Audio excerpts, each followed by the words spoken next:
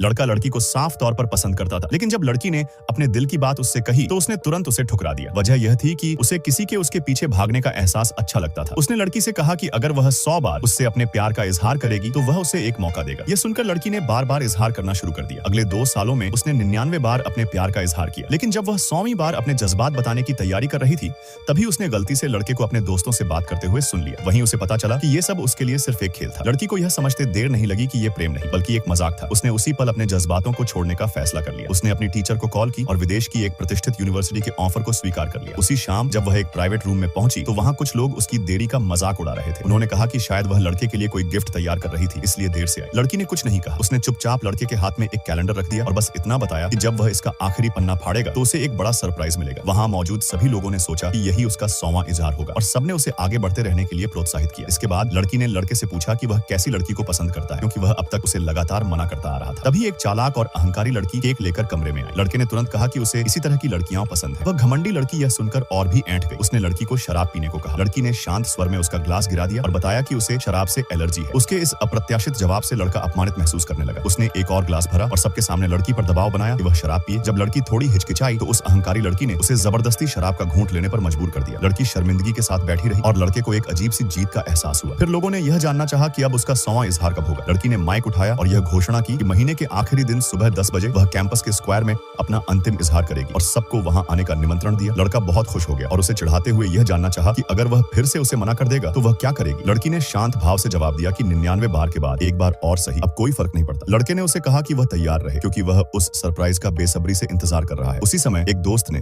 लड़की के बारे में सोचते हुए लड़के से पूछा कि क्या वह उसे घर छोड़ दे, क्योंकि लड़की ने तो उसके घर के सामने वाला घर भी सिर्फ इसलिए खरीदा था कि वह उसके करीब रह सके। लड़के ने बेरुखी से कहा कि वह खुद ही जा सकती है और फिर बाकियों के साथ गेम्स खेलने लगा। उसके एक दोस्त ने चिंता जताई कि लड़की शायद अब सच में चली जाएगी और पूछा कि लड़का आगे क्या करेगा। लड़के ने जवाब दिया कि उसे अभी नए कपड़े खरीदने जाना है, जबकि इजहार को 1 महीना बाकी था। उसके दोस्त को इतनी जल्दी समझ नहीं आई, लेकिन लड़का तैयारियों में लग गया। उसे यह नहीं पता था कि लड़की अपना घर बेच चुकी है और हमेशा के लिए जाने को तैयार है। फिर आया वो दिन, 100वें इजहार का दिन। स्कूल का मैदान छात्रों से भरा था। सभी जानना चाहते थे कि लड़की अब क्या कहेगी। लड़का शानदार कपड़े पहनकर वहां पहुंचा और लोगों से पूछने लगा कि उस पर कौन सा आउटफिट अच्छा लग रहा है। सबको यकीन हो गया कि आज वह लड़की के प्यार को स्वीकार कर ही लेगा। हर किसी की नजर उस लड़की को ढूंढ रही थी, लेकिन वो लड़की कभी वहां आई ही नहीं।